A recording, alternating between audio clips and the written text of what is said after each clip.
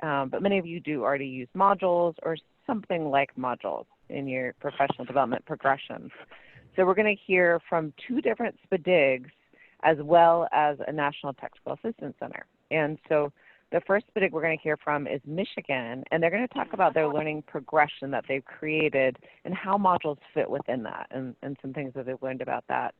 Second up, we'll have IRIS, Naomi Tyler and Tanya Collins from IRIS, and they're going to be talking about what is available at IRIS that you might be able to integrate into your learning progression.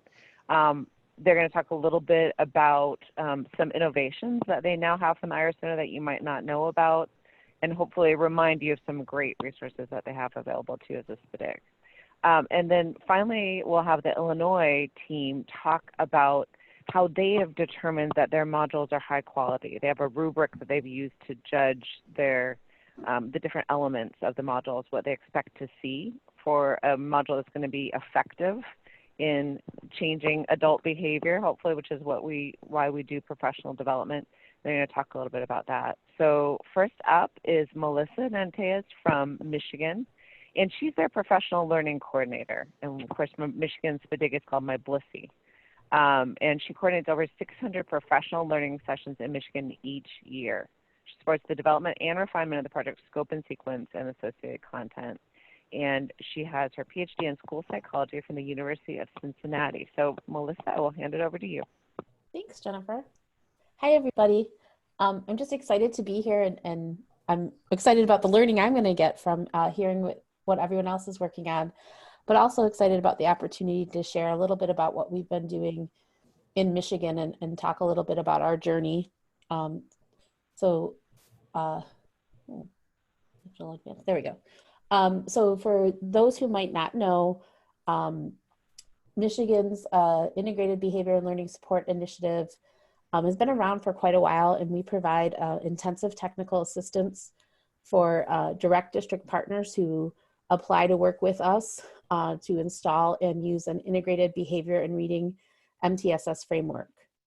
And within that direct district partners, they participate in an established scope and sequence of professional learning at the district and school levels. And so when they apply to partner with us, they're signing on for a 4-year commitment that includes professional learning both for their district implementation teams and their school leadership teams, as well as some of their school staff across those 4 years.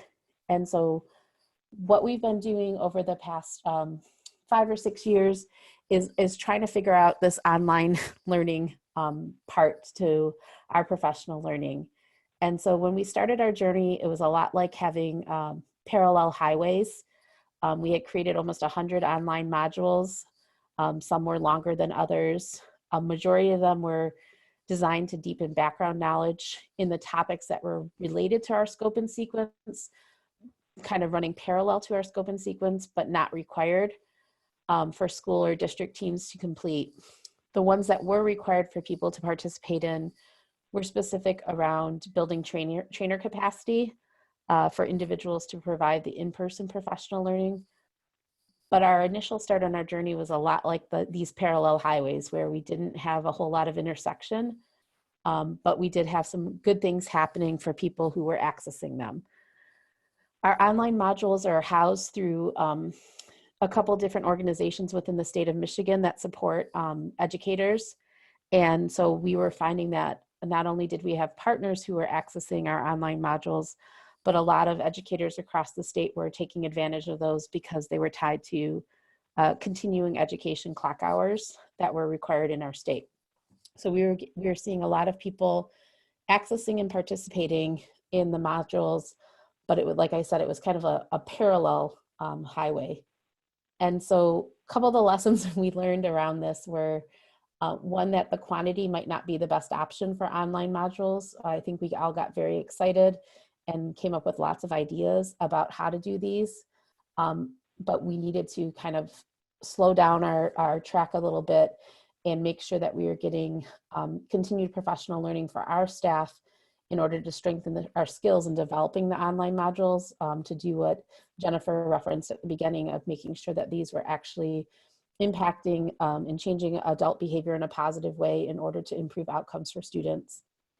We also found that we had a steep learning curve when it came to the software needed to support the creation of online modules. That was just not something that we all necessarily had background in.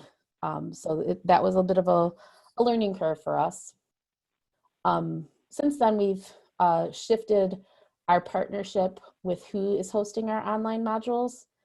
And that has afforded us an opportunity for more professional learning. Their staff has been working with us to train us on how to develop high quality professional development for online. We've also gotten some training in our new software that we use. And we've started, instead of having parallel highways, we've started like an entrance ramp on our journey where people are being asked to participate in online modules as prerequisite to in-person training so that we're able to get some information out to people prior to seeing them in person. We're also finding opportunities where when we're training school leadership teams, it's a small subsection of the full staff.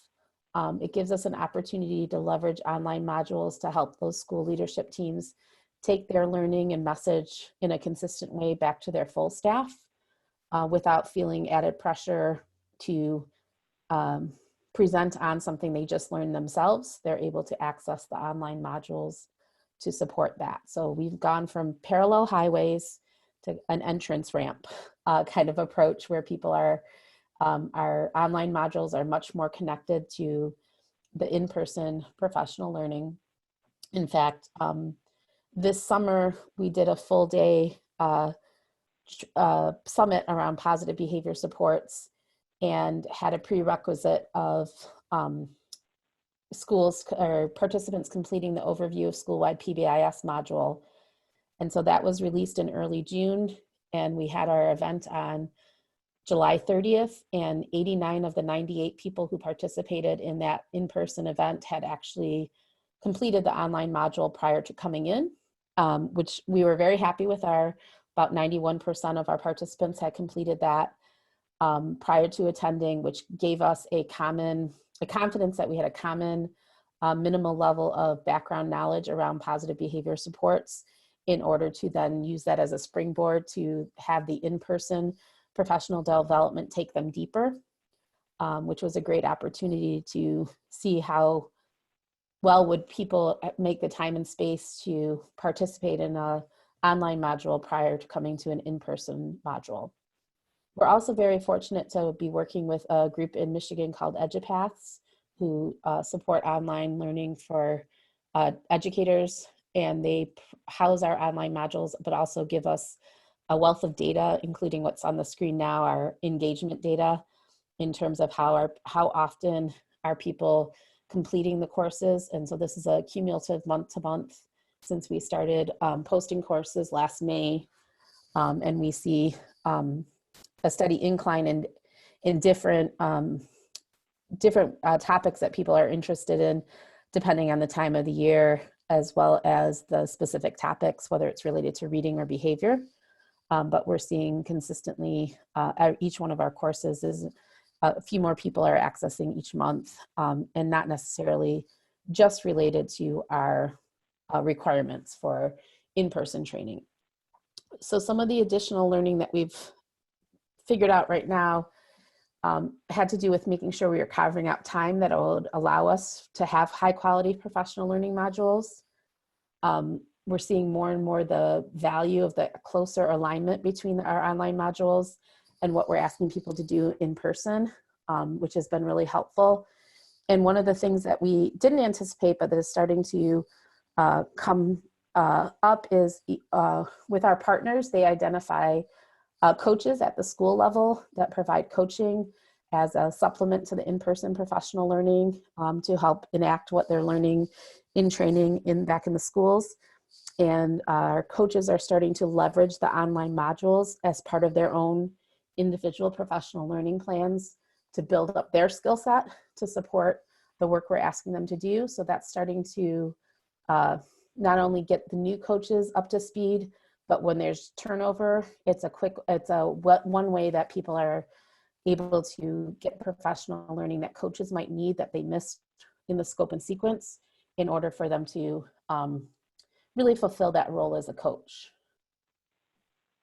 And then our next destination, where we're headed now, which I'm really excited about too, our highway is getting a little more complex with lots of entrance ramps and different routes, but we're partnering with University of North Carolina to develop some more high-tech online modules that are intended for prior to in-person training, a little more robust, with the hope of being able to reduce the amount of in-person professional learning that needs to happen. We have, as many places do across the United States, a shortage of substitutes.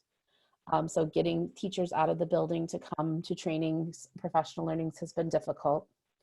The nice part about this more sophisticated route we're starting down is we'll be able to see how participants are interacting with the online modules, when there's test of their knowledge or working through scenarios and seeing how they would respond. It's going to give us more information that will allow us to further differentiate what we do with teams when we see them in professional learning sessions in person.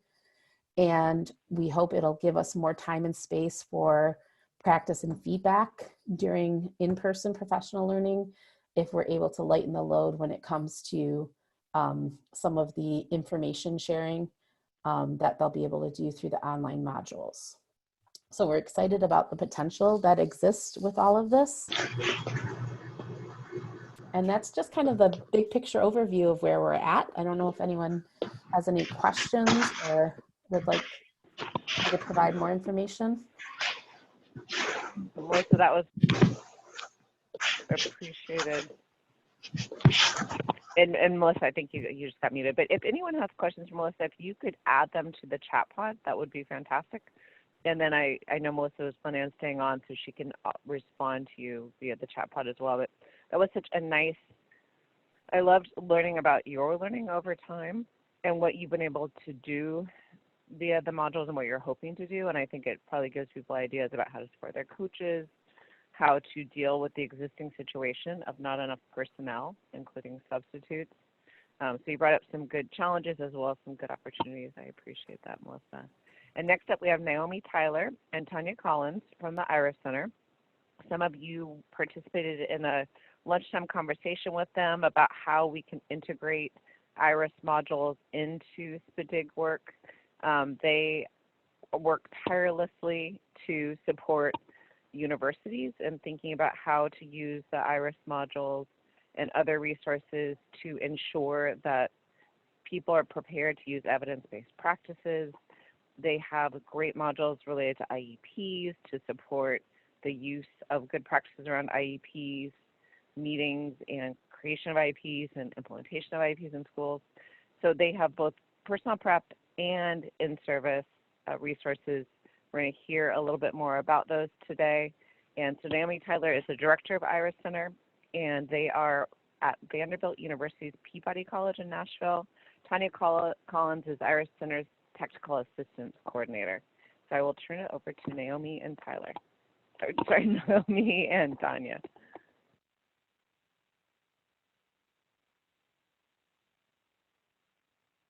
And Naomi and Tanya, you might be muted. If you are, go to the bottom left corner of your screen. You'll see a little telephone, and you just have to press it once.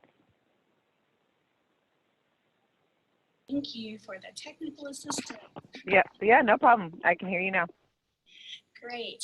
Hi, thank you, everyone. We're really excited to be on the call with us today, or with you today. We're hailing here from Nashville, Tennessee. It's nice and warm, 62 degrees. And sunny skies. I don't know about you all, but we like the sunny skies. Today, we're going to be hoping to engage with you more than present, but to engage with you around conversations related to how we build our modules and how our resources can support your work. So I think you may have participated with this technology before. It's Poll Everywhere.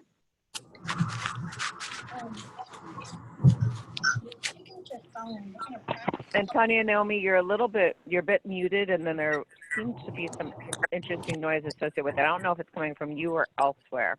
John, thoughts? Yeah, I'm not seeing it in the background, Jennifer, that anybody else is causing a problem. Tanya, go ahead and try again. Okay, let's try again. So it's real quiet in our background. I'm not quite sure where the scratchy noise is. Yeah, it's probably somebody else. Yeah, but if you could just speak up so we can hear your voice a little bit louder. And I just muted who I think it was, so you should be good now. Okay, that sounds good. I'll use my teacher voice. It's been a while. So we're going to use Poll Everywhere. We're going to do a couple of polls to get started to help us to know who's in the room and to kind of get a sense of your experiences. So let's practice. You can just use your phone for this, and what you'll do is to participate by text. So if you'll start, you just open up a new text message and put that phone number in there. That's the 5-digit 37607. And if you'll text Tanya Collins 391, we'll take you to our first poll. So this is kind of our practice poll to make sure everybody can use the technology and that is working for us. So tell me a little bit. I know you put this in the chat box. Bear with us just a little bit. Where are you today? And what's your weather like? DC, Michigan. Oh, and it's raining in Colorado. Sunny skies are coming.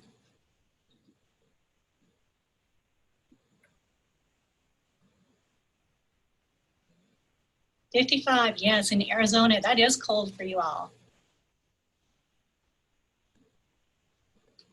As a National Technical Assistance Center, we often are on calls like this from across the country, different time zones, and just like you all, windy and snowy in Chicago. Thank you everyone for participating. This kind of helps us know. This is technology that we hope to use more and more, sunny in Illinois, during our presentations to engage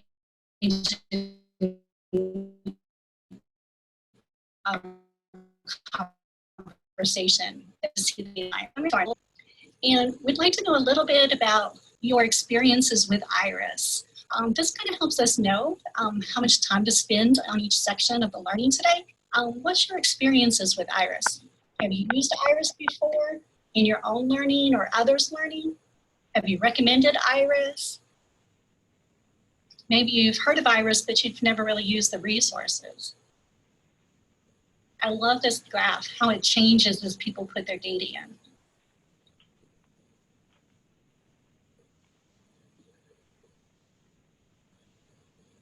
Fantastic. So, a few more minutes to let everybody put their data in.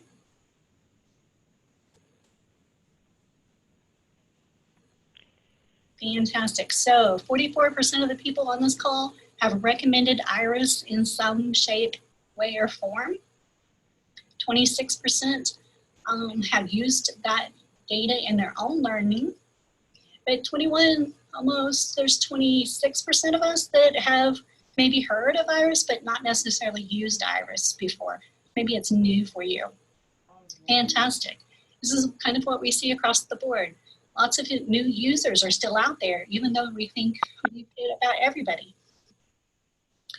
So for today's outcomes, knowing who you are in the room now, we hope today that we're going to help you walk away with 3 outcomes. First, we hope that through our presentation today, that by the end of the call, you can identify the type of resources that are available from IRIS. Lots of times when we see those large data numbers where people know IRIS, they know us because of 1 or 2 things. But IRIS actually, we have a plethora of resources that can support your learning progression. So we're going to ask, and today we're hoping you might consider how you might embed IRIS resources into your learning progression, because we're all about how to work smarter and what we can do with the diminishing resources that we all have. And finally, to think about the strategies for sharing information about how people can use IRIS. Those are our 3 outcomes for today. I'm going to turn the conversation to our director, who I'm privileged to work with today, Dr. Naomi Tyler. and she's going to talk to us about who Iris is and how we work. So good afternoon, everybody. Thanks for joining us. I think it is finally afternoon for those folks in the West Coast. So as many of you do know, the IRIS Center is funded by OSEP to develop and disseminate free online resources.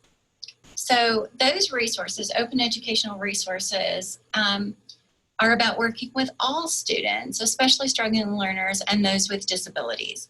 So the great thing about working with all students is that we have resources that cover universal, targeted, and intensive intervention. So we can cover the whole range of learners. Our focus is on evidence-based practices that are relevant to classroom issues and address those important instructional and behavioral interventions. On the right side of my screen here, you can see a listing. This is just some of the many types of resources and tools that we have available. We also have resources that cover a wide range of topics, as you can see here. We have been in existence since 2001, so I would hope by this time that we had built up a significant library of resources. And we have been used worldwide. Every place in purple that you see has used IRIS at some point. The places in gray have not, and there are only 3 left in the world. Actually, Western Sahara has, so this one, Chat and Svalbard, which you can't see up here. We hit 2 million visits yesterday. We anticipate 2.8 million by the end of 2019 to our website. So, what are some of the keys to our success? We think one of those keys is the flexibility of the use of our resources. So, all of them are self-contained units on very specific topics that lend themselves to self-paced learning. At the same time, these resources come in different grain sizes. So for example, we have modules that cover a lot of information with a great deal of depth.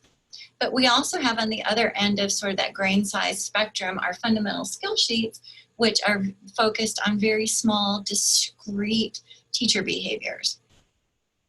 But these different grain sizes allows for pairing and bundling of resources so that you can go as broad or as deep as you want by mixing and matching, which really does allow for personalized learning for people. So that's one of the aspects that makes us, I think, so heavily used across the country and around the world. Another key to our success is our process. So one of the first things that we do is we start with expert content. So our resources bridge that research to practice gap.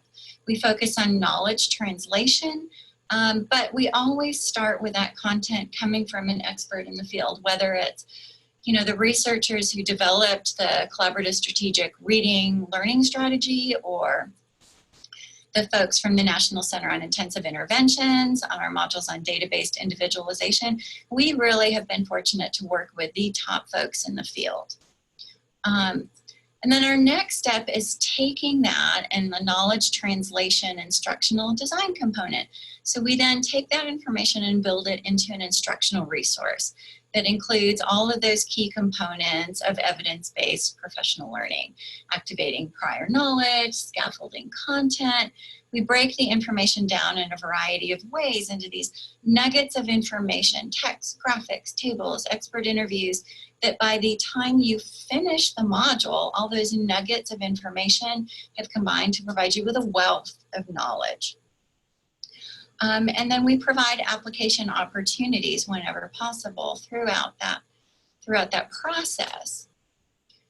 So, for example, our signature resource or our STAR Legacy modules, they're grounded in adult learning theory, the How People Learn theory by John Bransford and his colleagues, developed in collaboration with experts in the field, as I mentioned, research to practice translation. But I think the next step that's important when we develop the modules is not just the actual knowledge translation, but the verification and validation of that content. So it goes through rigorous rounds of internal review. The modules then go to an expert panel of 3 to 5 people in the field who then review it for the accuracy of the content. But then and we make revisions according to their feedback, and then it's field tested with 50 or more college students, because while the experts may tell us, yes, you've got everything in there and it's all accurate, it's the novice learners who are trying to learn the content for the first time that tell us, yeah, this concept was still hard to understand, or you really reiterated this too many times, I got it, after the second iteration, things like that. So then we make additional adjustments based on that. The last thing that I think is important to know is that the modules have been proven by research to be effective in increasing awareness, knowledge, and skills of the learner. So that's always exciting to us when we see another research study that's come out validating their effectiveness. So this is what our Star Legacy component or module consists of. It's a 5-component process based on that adult learning theory. Many of you may be familiar with this. What we also want to make sure that you're aware of is that there are additional supporting components to these modules. So for example, there are outlines that can be used in a variety of ways that I'll talk about in a minute. We've got answer keys for the assessment components, wraparound content maps that link you to lots more resources. They're tied to all the professional developments, professional preparation standards. We have options for certificates of completion for professional development. We have alignment tools that Tanya's going to be talking about that show which IRIS resources align with things like high leverage practices and SIMMers, and fun little progress formative assessment games like Kahoot that are embedded as well. So the modules that maybe those of you who are familiar with or have used at some point or another actually have a lot more components that, as Jennifer said, we want to make sure that you're all aware of as well. So given that, I want to take you to our website, do a little tour of the modules, a sample module itself, and what's included in that. So this is our homepage. You can find our resources under the resources tab, as you would anticipate. I'm going to hover here for just a minute because I do want you to look at all of the different types of tools that we have that we're not going to talk about today, but lots of things. Tanya is going to highlight our alignment tools and this section of the site for PD providers. I'm going to focus right now on our IRIS Resource Locator, which is the search engine for all of the instructional resources that we have. As you can see here, we've got that same list of different topics that our resources cover. You can also sort by age group, type of resource, and so on. So I'm looking at the top of the screen here. We've got 68 resources and accommodations. If I open that up, you can see all the different types of resources that we have under accommodations. Some of those same resources that we talked about or we showed very briefly in an earlier slide, so that have that progression of range of different types of grain sizes. We're not going to talk about all of them today, but I'm going to look at modules. We have 12 of those, and I'm going to click on one in particular. This is one of our newest modules on accommodations, instructional and testing supports for students with disabilities. Something that's clearly important to the success of students with disabilities in classroom settings. So there's their 5-component cycle that I mentioned. And before I talk a little bit more about that, I'm going to scroll down a bit to talk about some of those supporting tools. So this module outline was originally requested by instructors who wanted a way to keep quick track of the key information in the module. So for example, oh, what page is that Martha Thurlow interview on? But based on feedback from teachers, we changed that into a fillable PDF that they can download and take notes on as they work through the module. This is a quick little how-to video on how to navigate a Star Legacy module. We know many folks who send this link out to people before a training, and we'll say, for example, we're going to be working through an IRIS module. Watch this video first so you know how to navigate. We've got more information on how people learn theory here, and this wraparound content map that leads you to supporting materials. So I'm going to come back up to the top, 5 components of the adult learning theory cycle, starting with a challenge, a case-based video scenario that gives an example of a very common situation that a teacher or a school leader would encounter in a classroom or a school. So this sort of sets the stage for all the learning that's going to take place. Once you're here, you'll see that that 5 component cycle is also spread out across the top. Those 5 components are also spread down the side, and we can navigate at the bottom too. So I'm going to click on next. When that video finishes, a series of questions appear at the end. And these are the second component of the cycle, the initial thoughts. And these initial thoughts are meant to activate the learner's prior knowledge, as you know, another key component of adult learning. So for this particular module, we've got questions about what teachers should know about accommodations for students with disabilities, what types of accommodations are commonly used, what are teachers' responsibilities. The other thing that these initial thoughts are very helpful for is identifying sometimes misinformation that teachers may have about the topic, or misperceptions, or even biases. So for example, with this topic, a common misperception is that accommodations give students with disabilities an unfair advantage. So as an instructor doing a training, that might be very helpful information for me to find out as we're about to delve into this topic in more detail. So those are the first 2 components of the cycle. I'm going to click on perspectives and resources next. This is the meat of the module where you get the information that will answer those initial thoughts. The landing page gives you the learning objectives for this module and ties to the different personnel preparation standards. If you look on the left navigation bar now, it's opened up and we have those same initial thoughts questions with the pages underneath them that help the learner answer those questions. So for example, what should teachers know about accommodations for students with disabilities? Well, let's start page 1, accommodations. What I want to do now is just show you a little bit of how that learning progression that we talked about, how we design the modules plays out. I'm going to give you some examples in this one, but know that we do the same thing across any of our modules. So starting at the beginning, of course, we're going to break it down a little bit and explain that for students with disabilities, those disabilities often cause challenges or barriers that inhibit or restrict their ability to access or demonstrate learning.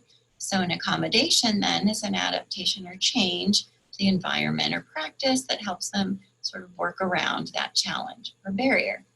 We give some examples, different disability categories, what the barrier could be created by that disability, and examples of accommodations to help a student work around that. But we also know some of those misconceptions out there are that, so we address those. For example, that accommodations do not change the expectations, the task requirements, or what the student's required to learn. We also address that unfair advantage head on by talking about that in this box and explaining the difference between equality and equity. So if I go on to page 2, and I'll do that down at the bottom here, we also know that there are practices that are confused with accommodations. So we want to address those misconceptions, explaining the difference between modifications and accommodations, and that modifications do change the expectations and task requirements. And then parallel learning, same table as the previous page, but now with modifications instead of accommodations. Expert interviews, see nice little nuggets of information. From other work that we've been doing, we also know that many teachers, even special ed teachers, confuse strategies and interventions with accommodations and incorrectly implement those, thinking they're implementing accommodations. So we explain the difference and then talk about if reading comprehension is an area of challenge, that a teacher could implement a reading strategy like CSR that we talked about, but could also implement accommodations and how those are different. Now, we've only gone through 2 pages, but we've explained what an accommodation is and what it's not, and what some other commonly confused with accommodation options are. So now we've got this great little interactive activity. We've got examples of a student and some supports your teachers put in place, so we can decide whether what the teacher is implementing is a strategy or intervention, whether it's an accommodation. We give feedback. If I get it wrong, I'm going to be told to try again. And we let them practice again and again and again with different students with different types of disabilities. So those are some different ways that we scaffold the learning and then provide application of what they've just learned to help them give that ongoing monitoring of their learning. So as we look at the left navigation bar, we've got another initial thought question, more topics, instructional versus testing accommodations, how to select an accommodation, the 4 different types, presentation and response, setting, timing and scheduling. There are different wonderful interactive activities built throughout those pages. But so we've provided now a very solid grounding on accommodations. But we also know that that's not enough. We know that it's challenging to get teachers to implement accommodations from an IEP, to implement them with fidelity. But we also know that they are less likely to evaluate that accommodation to determine if it's actually doing what it's supposed to do. So in addition, we've included, I'm skipping down here, a page on evaluating effectiveness. So we've back up a little, getting an echo.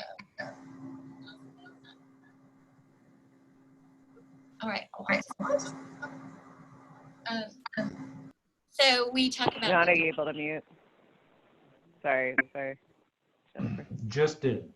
Okay. Okay, great. Thanks. We talk about the different types of measurement options for collecting data, explain the difference between baseline data and implementation data, give all the different types of reporting forms that might be helpful, the steps to implement, and an example of a graph with baseline data and implementation data. So you can determine whether or not the implementation of the accommodation was effective.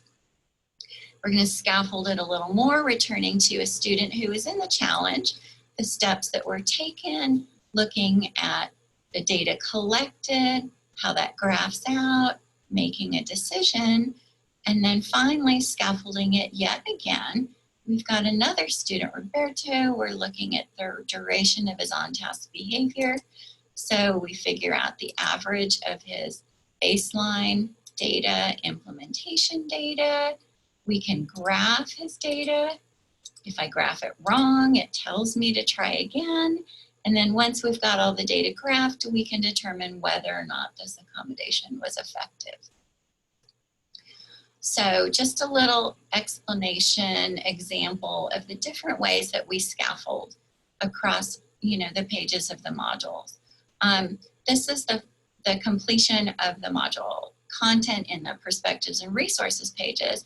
However, if you click further, you can see all the references that were used in the development of this module. And under credits, you can see who the content expert was that gave us the original content with whom we worked. So a lot of folks think that at this point they're done with the module, but remember, we're only through the first 3 components. The wrap-up is the 4th component. It's just a brief summary of the main ideas and points in the module. But with adult learning theory, we do go back and ask the learner to revisit their initial thought and ask them if they still agree with those responses, and if not, what would they change? And the How People Learn theory posits that it's that kind of forced reconciliation between what people thought they knew at the beginning of a module versus what they actually know at the end of the module that helps solidify the learning. And then finally, The assessment component is the fifth component. We need to determine whether or not the learner actually learned what we wanted them to learn. So we've got assessment questions. Some of them are basic knowledge. What are accommodations? How do they differ from modifications and instructional strategies?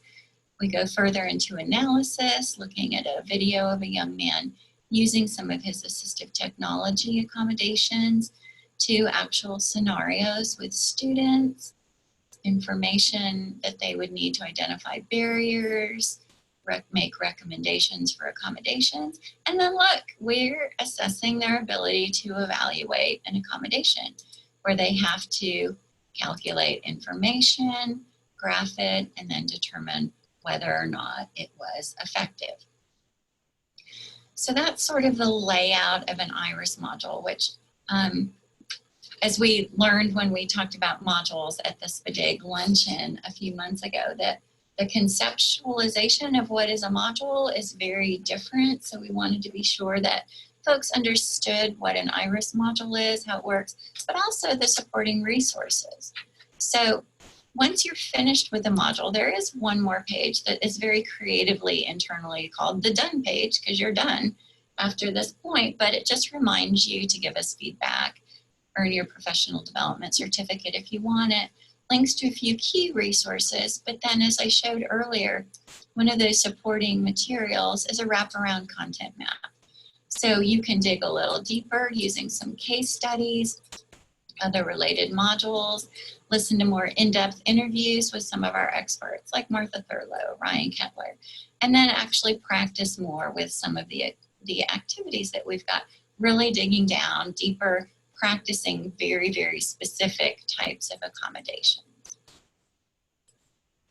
So that's our biggest grain size. I'm going to go type of resource with our biggest grain size. I'm going to go back to our resource list and our IRIS resource locator, and I'm going to sort by resource type.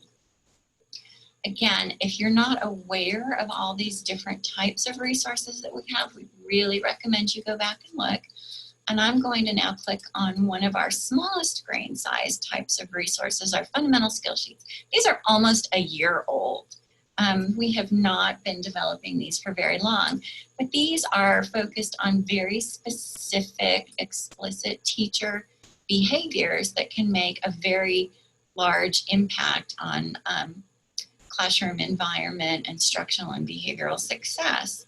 So for example, proximity control is one. These are 2-page sheets.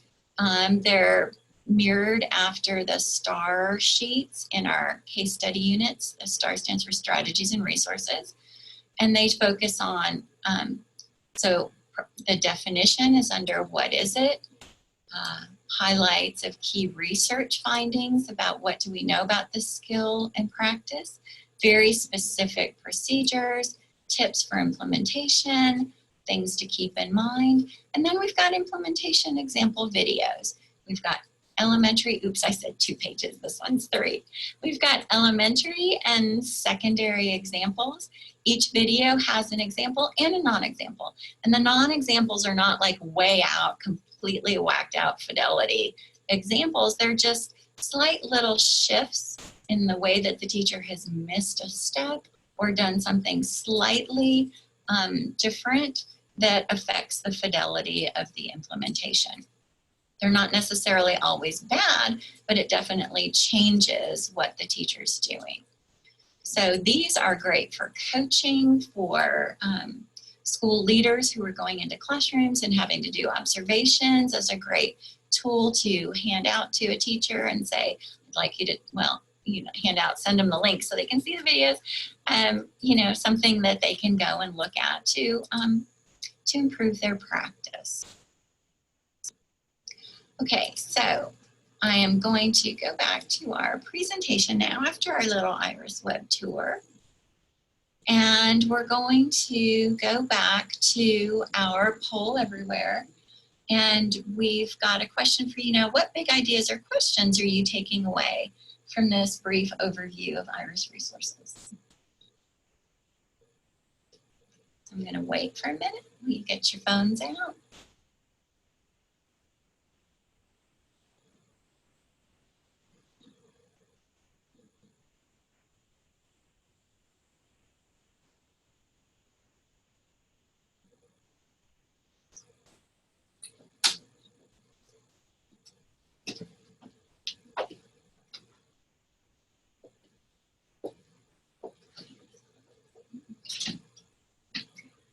just a reminder, the text number is up at the top, 37607. You can text Tanya Collins 391 to join and then text your message.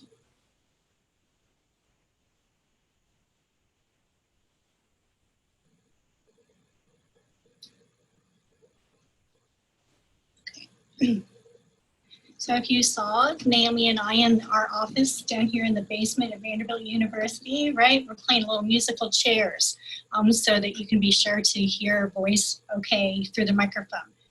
Can you hear my voice okay? You sound great from my point of view, both of you. I appreciate you playing musical chairs. And I also want to voice that I appreciate your bringing in this poll everywhere to this webinar. I think it's a handy way to include the audience and get information that's relevant to you. Awesome, great. Thank you for that. Well, and like I said, John, you showed it first. And I see that Tracy pointed out she inputted a response, but it didn't seem to go through.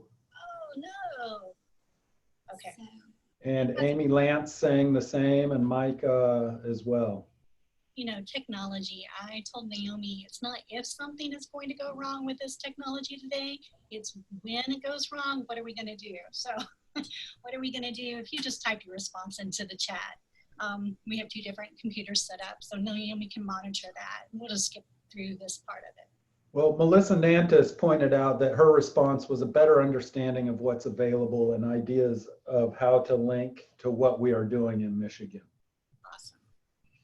All right, thank you. Any questions to put out that we could answer before we go to the next section, the next part of our presentation?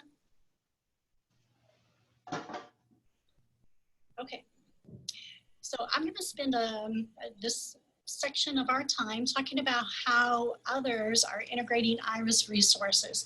I thought I'd give you some examples.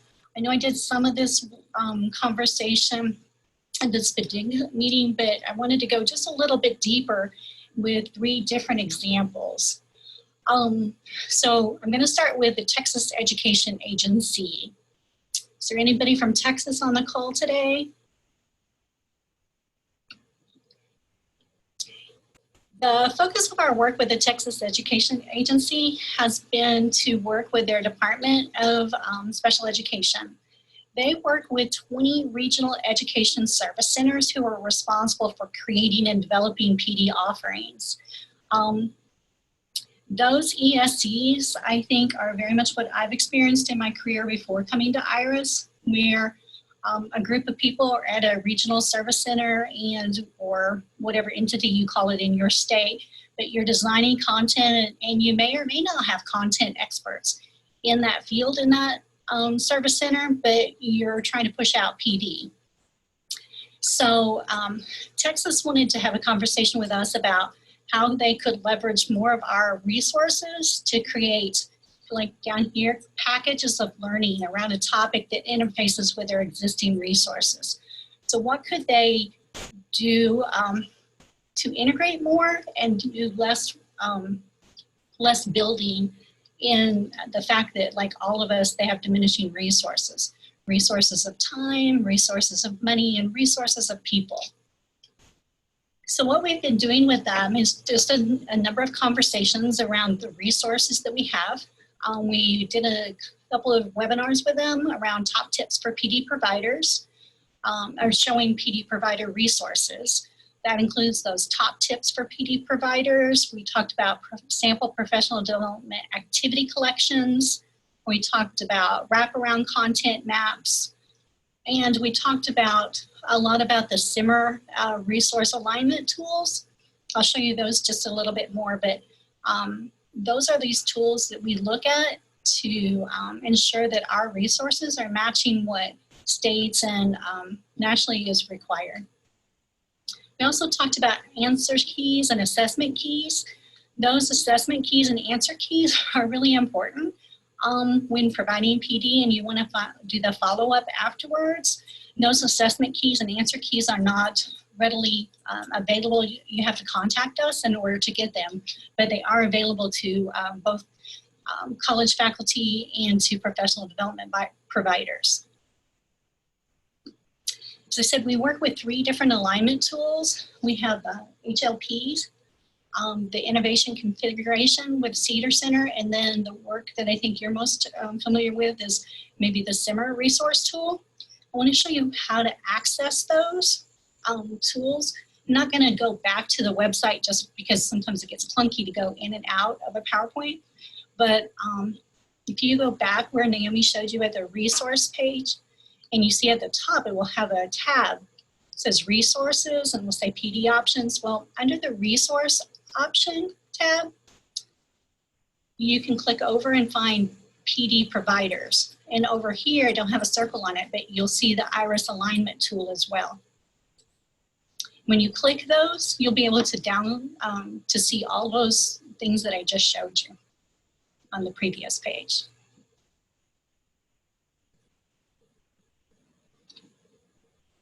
Is there one tool? I'm wondering if there's a tool that someone has already found that they use in their practice. I'm wondering if you could put that in the chat box. It might be helpful to share with others. It's really helpful to see someone sharing their they like the fundamental skill sheets. And as I said in the chat, me too is my very favorite.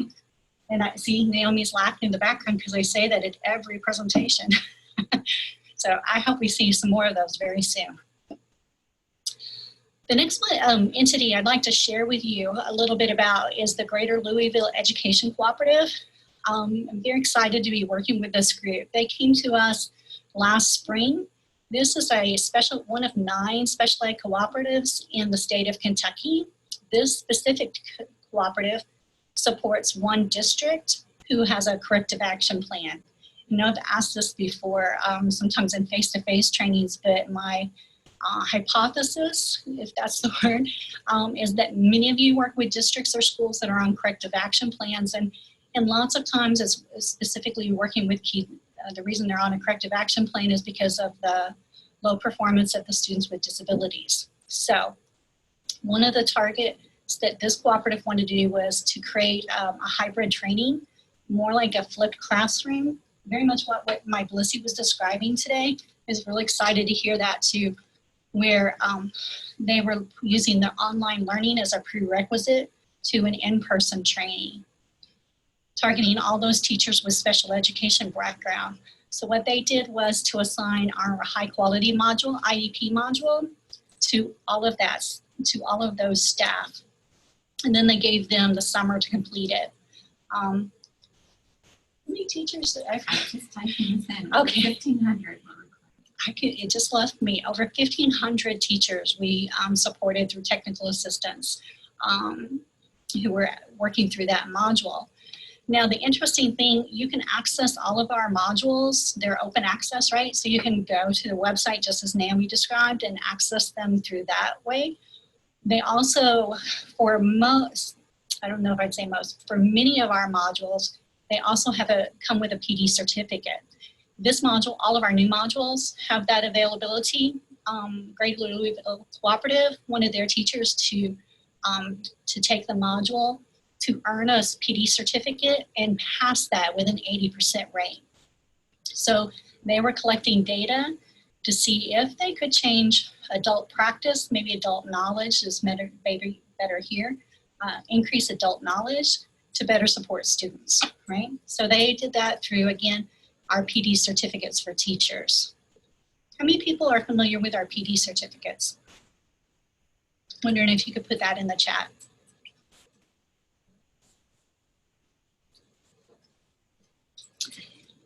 When you go to a module, this is a sample on the screen is the autism spectrum disorder module. This module is 2 hours long.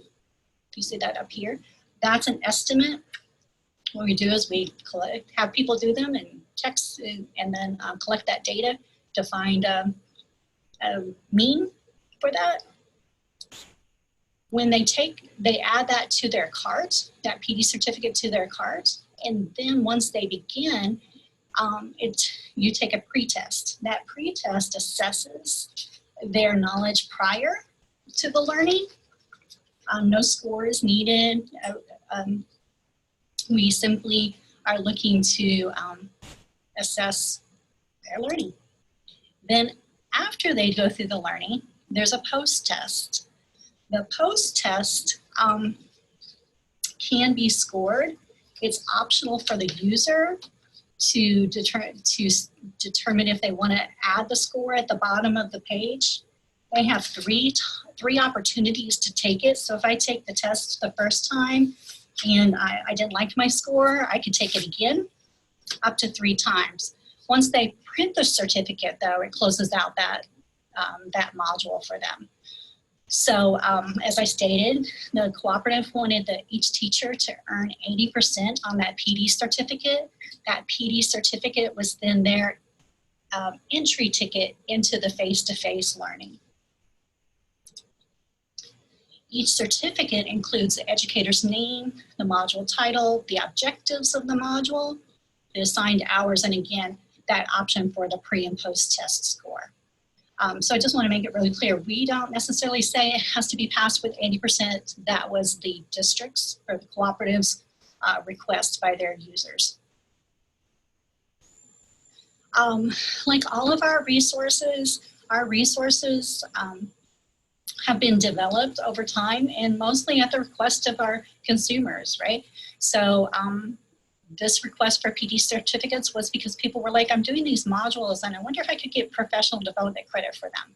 So we created these certificates that show clock hours, not to be confused with CPDUs or CEUs or whatever you might use in your state, but we just show clock hours.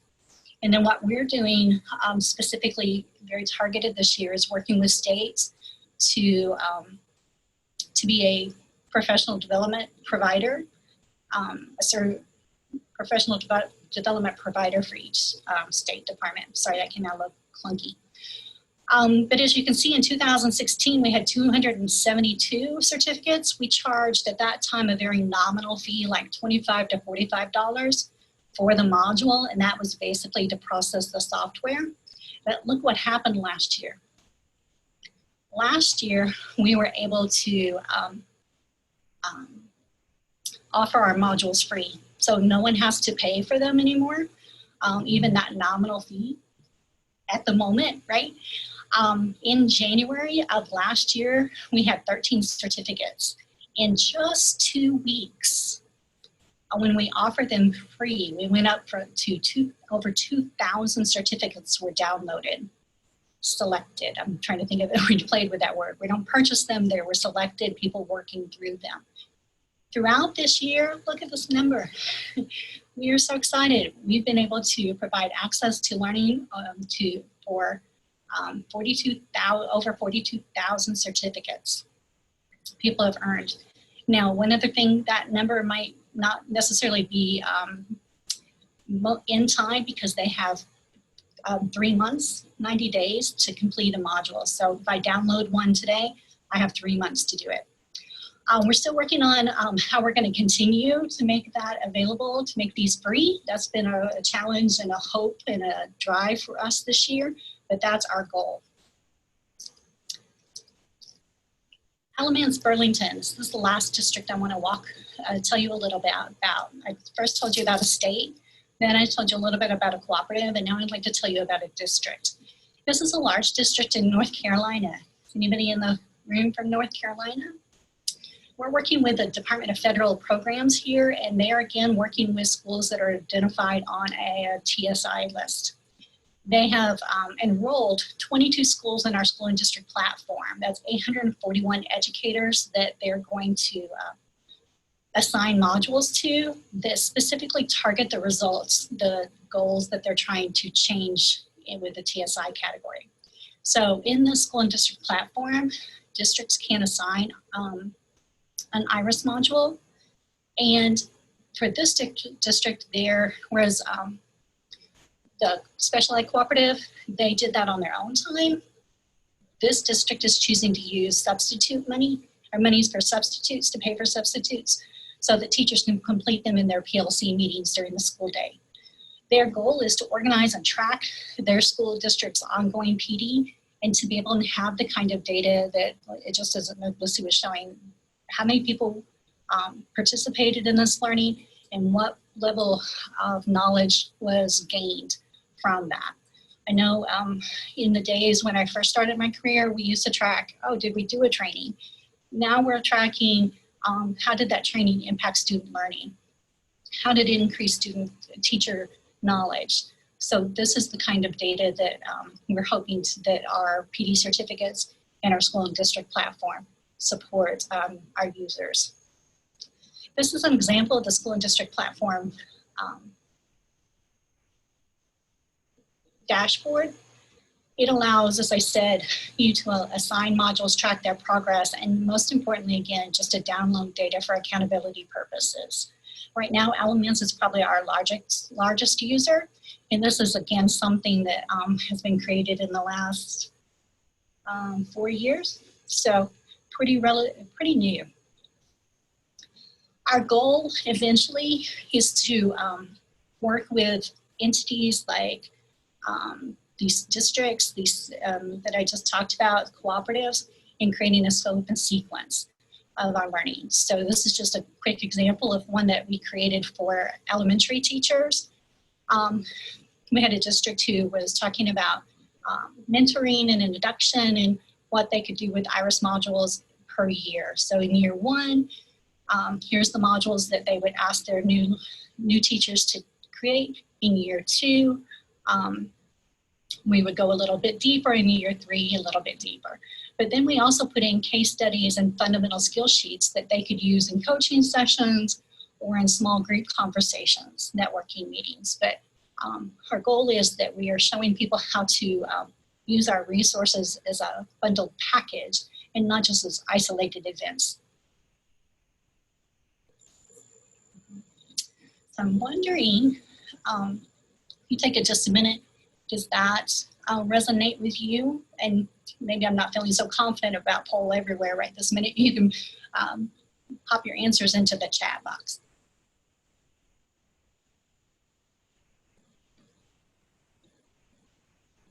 Does it help?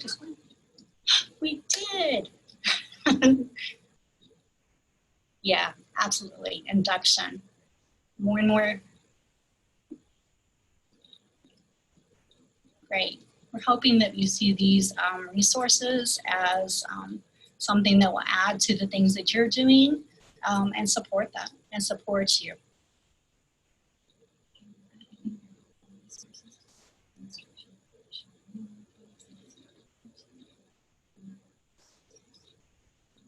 Thank you for the feedback. I'm going to move us to the next slide and being very conscientious of our time together and wanting to respect that. Naomi's going to take over and she's going to talk a little bit, just for these last few minutes, about dissemination. Really, how are we trying to get the word out? And these might give you ideas of how we've actually reached that 2.8, right? Yes. So I know we've got another team that's coming up to talk. So I'm just actually going to mention that we have a pretty robust dissemination through all of these options. We also have an e-newsletter that you can sign up for on our homepage. Anytime we release a new resource or take one down, we'll send out an e-blast to let people know. That's one of the best ways, and you can just forward that on to your constituent groups to let them know about it as well. We also have a very fun Twitter feed that's always highlighting different resources and ways that you can use them, as well as Facebook, YouTube, LinkedIn. So I think we're just going to go ahead and stop our presentation. Thank you, Naomi and Tanya, so much, and thank you everyone for engaging. It was great for me to see how people are using IRIS. One thought is, in our first presentation from Melissa in Michigan, hearing about how they are giving content via modules to the participants who are going to be in their face-to-face professional development and preparing them. You know, it's a bit of a flipped classroom approach. And then hearing a little bit more with IRIS about how they think through that and what they have available to support you in doing that. That's been a really nice connection from one presentation to the other.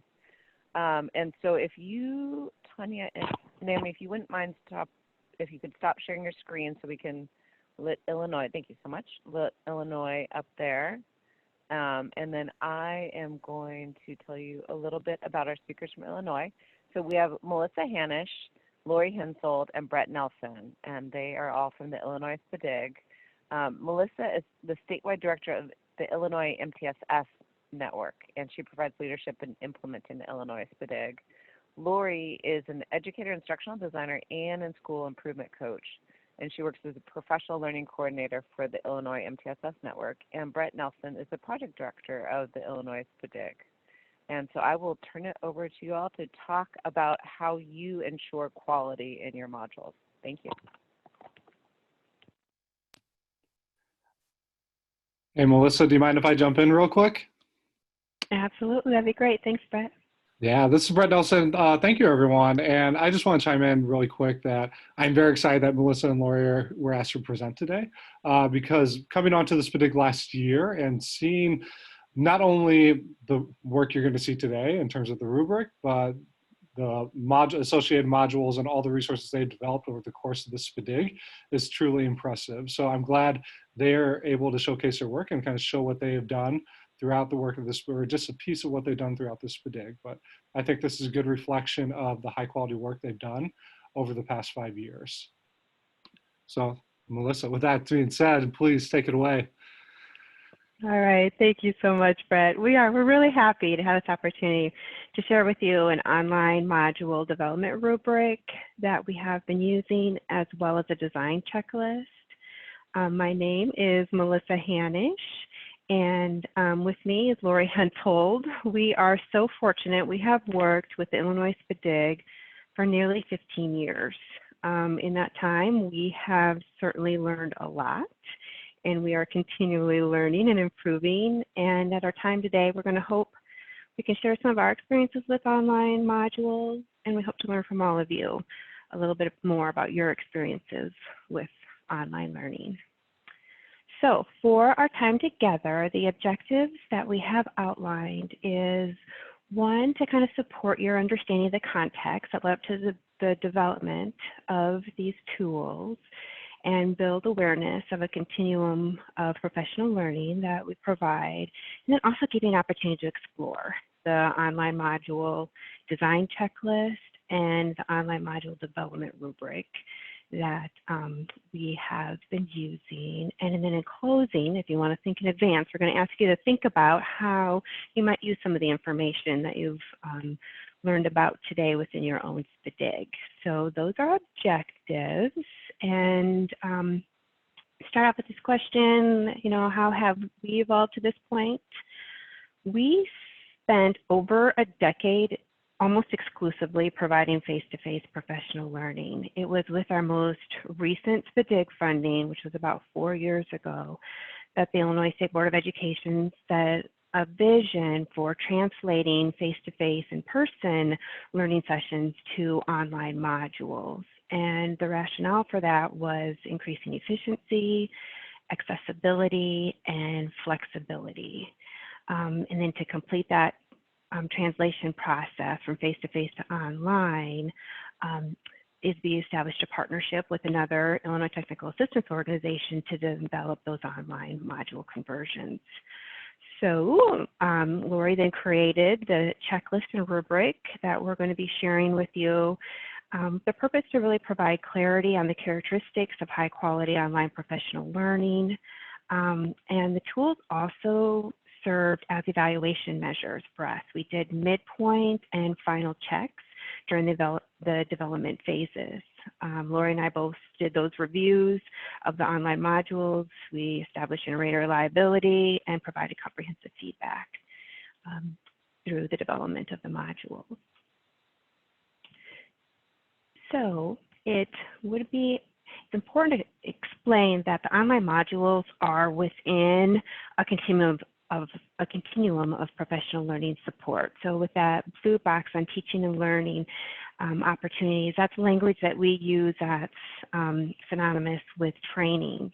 And the online professional learning modules are part of our teaching and learning opportunities. Yet a major emphasis in the work that we do is coaching and TA in order to support effective implementation. You know, we've all learned from Joyce and Shower's seminal research on the importance of coaching and TA. And through that, then we can see those changes in adult behavior that then ultimately get the outcomes that we want for changes in students' behavior. So within that blue box, as we talk about our teaching and learning opportunities, we do have a blended professional learning model. So much of what we do is on-site and online coaching, given that importance, in addition to on-site job embedded PL. Yet those are really helpful for application and tasks, implementation. Yet what we're finding is that our online modules, both the synchronous and asynchronous PL, can be really helpful for increasing knowledge and skill acquisition. Similar to what we have heard throughout this time that we have been together today. When we say synchronous PL, that might include a team participating in a module together or with their coach, and asynchronous PL is when the learner independently engages in the online learning module. So before we introduce the online module checklist and explore that, we have a poll, and John's going to pull that up for us because we're interested in hearing from you the extent that your SPDIG has been using online modules. So if you could take a moment and respond to that poll, and to what extent are you using online modules to support professional learning? Very frequently, frequently, occasionally, rarely, or never.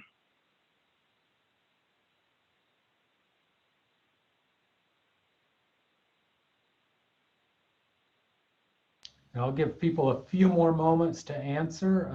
I know we've got roughly 30 people on the call with us today, so I'll ask people to pull themselves out of the back of their seats and go ahead and respond by clicking very frequently, frequently, occasionally, rarely, or never.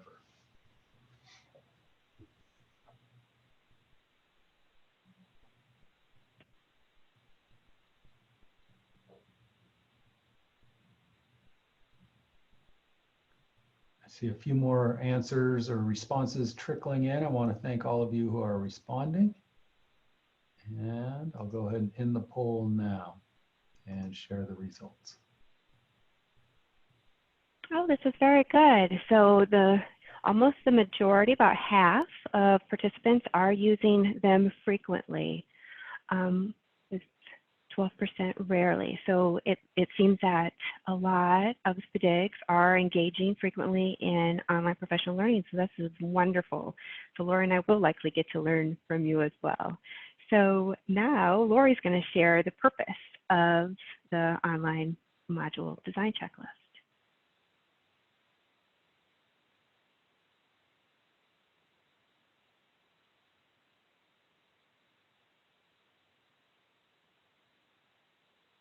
Knowledge and expertise. As you can see that we began to pursue blended learning, and it was a new endeavor for us given our experience with face-to-face, and we partnered with this development team that was not directly part of our organization. And when we initially began working with that organization, we had no idea which organization it would be. So what you're going to see here assumed very, very little to no background in instructional design or online learning at all. So the purpose of the online module design checklist was to provide guidance and to try and ensure fidelity of the end product and developing that consistent high quality modules. When we say modules, it's a little bit more simple than the beautiful things we just saw from Iris. It is a standalone module recorded in Adobe Presenter and then placed in a learning management system that people can access. So it's just really that recorded module, and then our follow-up is job-embedded professional learning or coaching in person and on-site for the most part. We knew that online learning spaces have a lot of different requirements than face-to-face, and in order to get to that effective teaching and learning, we tried to look at current best practice and the research that was available, and we tried to identify components of effective learning and then include those in this checklist to support the development teams. We looked at a lot of e-learning resources. We looked at some of practitioners in the field. We leaned on a workshop that was presented on virtual learning. It was presented by the Illinois Principals Association, and so many of the principles that they shared there, we included in this document as well.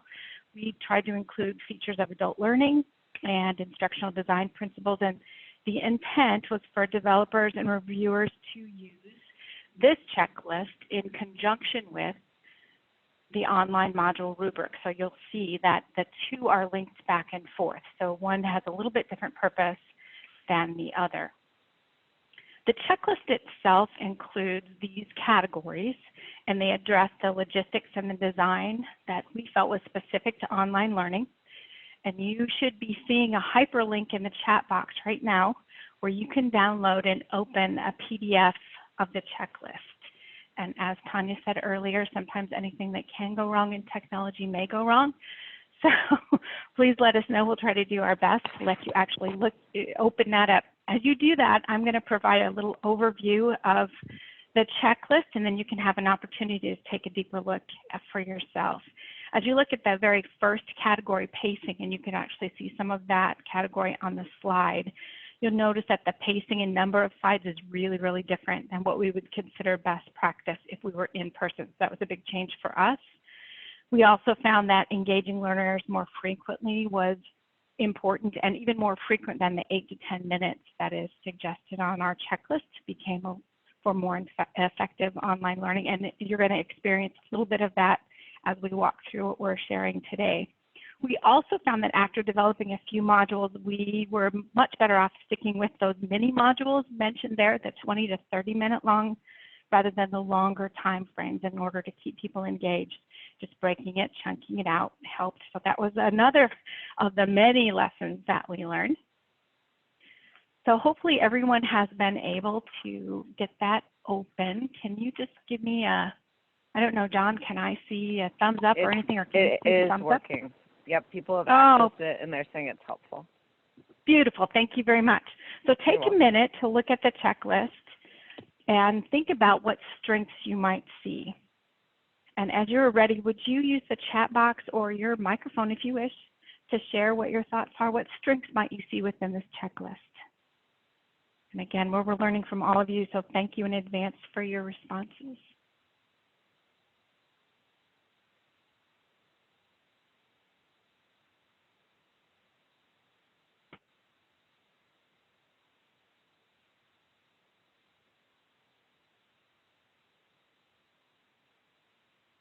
Okay, yeah, accessibility, focus on active engagement.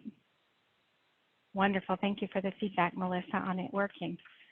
Okay, so the checklist that you're looking at right there is designed to be used in conjunction with this, the online module development rubric. And the purpose of the rubric was to provide needed direction, as the slide shows, and communication for those development teams to support best practices and in creating those modules. It's also a communication tool, so it had an opportunity for feedback between the development teams and the reviewers. And what those development teams were doing was actually converting the content that we already had in place for face-to-face learning and moving that into a module format. So it was a challenging process for them. The rubric itself is created in a sequential format. So the steps that you see along the left-hand side will follow the process more or less that is needed for the systematic design of instruction. We wanted that to support the high quality professional learning, of course. So some of the research that we incorporated in the rubric included instructional systems design and principles from the Dick and Carey model, The work of John Keller in motivating and engaging learners using ARCS, attention, relevance, confidence, and satisfaction in his model, and the Learning Forward Standards for Professional Learning. And we also relied on the evaluation work of Joellen Killian and the CASAB model that addresses the needs of adult learners to support the changes that they need to make in order to impact students. And that seems to be a theme here today. So you'll also see that the rubric is linked to the checklist because we did want to assure as much as possible that those were used together. So before we look at the rubric itself, we'll follow that same process. Let's consider an activating question. You all obviously have a lot of expertise, some maybe a little bit more than others, but if you considered rubric for the purpose identified, what might you expect to find in there? Take a moment to think about that. And when you have thought about what you might expect to see in a rubric that was supposed to provide direction and communicate those best practices around the online learning, could you put your answer in the chat box, or if you're brave, grab the microphone and just put your voice in the room. I'm really looking forward to your responses to this question too.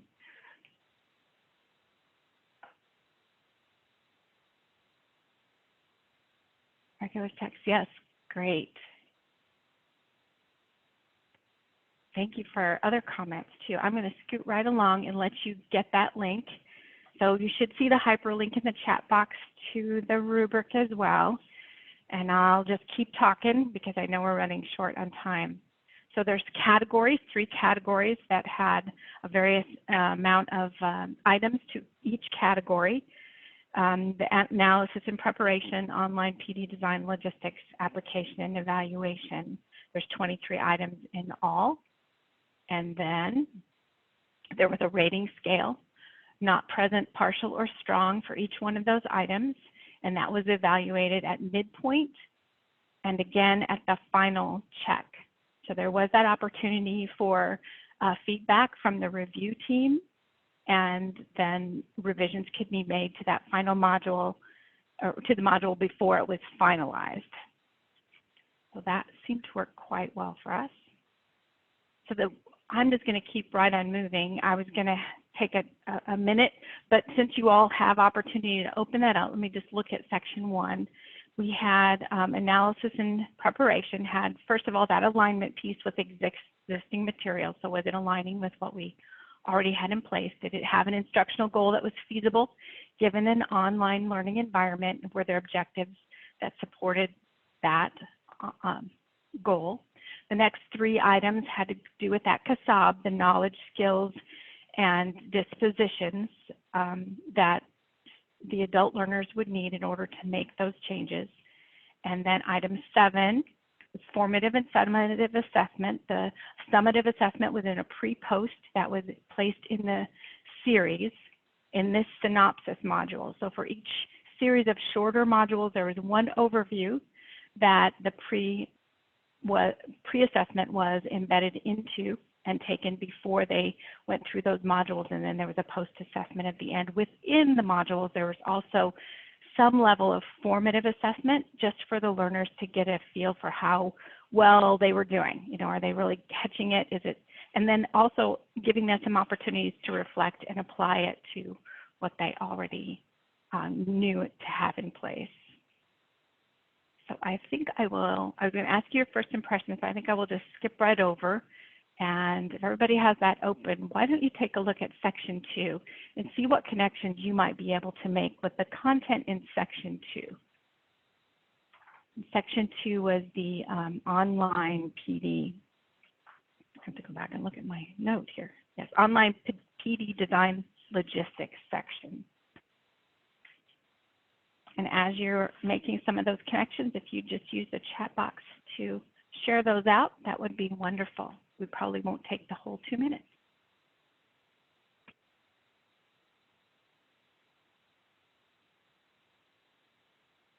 Anybody have any trouble opening the rubric?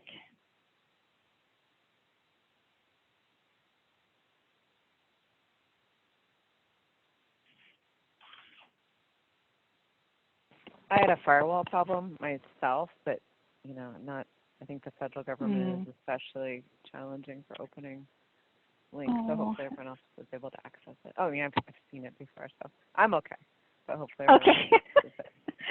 And I believe you said it would be posted later so people can look at it later if they Absolutely. can't now. All righty. I'm going to go ahead then and just wrap up my section and hand it back to Melissa. But part of our motivation for creating the tools was that is summarized in this quote.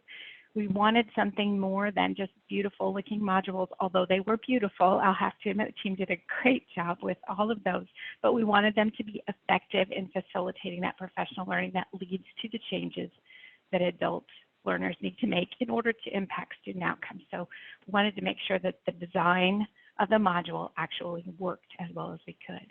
Melissa, I'm going to hand it back to you and let you wrap up. Thanks, Lori. So my doctoral advisor, Rob Horner, frequently said one must always present data with every presentation. So I'm just going to take 30 seconds and I'll share this data display with you. And what it's sharing is our online pre-post assessment and our in-person pre-post assessments. What's really noteworthy, interesting, is that our online pre-assessment scores are quite a bit lower than in person. So that's interesting regarding our sample. But what's also quite interesting is the percent improvement. This graph doesn't state the percent improvement, but I'll tell you that for in-person professional learning, it was 54% improvement from pre to post, and our online improvement in knowledge and skills was 103% improvement. So significantly greater improvement in knowledge and skills for online professional learning modules. And I was going to share some lessons learned, but I think we might just be given time. We're going to skip the next activity and go to the following one just to give everybody a few minutes to share, or a minute to share about if you aren't using a lot with online professional learning, how might you use the type of tool we shared here within your own work? And if you have been and you have similar tools, how might the tools you use be similar or different from what we shared here? So if you wouldn't mind just taking a moment in the chat box and share what, how you may apply this within your own SPDIG work.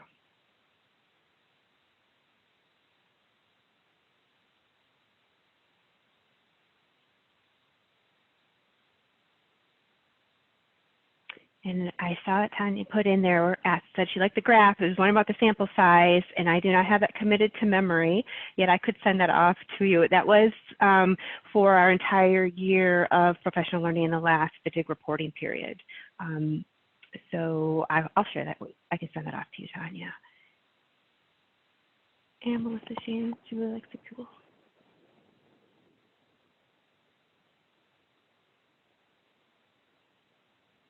All right. Well, thank you. Thank you very much for the positive comments that you shared with us in the chat box. We really appreciate hearing your feedback. And I won't ask you what questions you have given the time, but please feel free to contact Lori or myself, and we'd be happy to engage in further conversations regarding online professional learning and utilization of these tools. So really, truly, please do not hesitate to contact us, and we want to encourage you to visit our website, follow us on Facebook, Twitter, YouTube, as we start to embark on social media technology as well. So thank you so very much for your time today. Fantastic. Thank you, Melissa, Lori, and Brett. And thank you, everyone, for participating. I think that we got a lot out of this in terms of that I could see from reaction and also my own reaction in terms of thinking about how modules fit into your learning progression, thinking about resources you can use to be efficient with your funding, and then thinking about how to ensure it's high quality and results in improvement in practitioner skills. So thank you all, and have a great afternoon.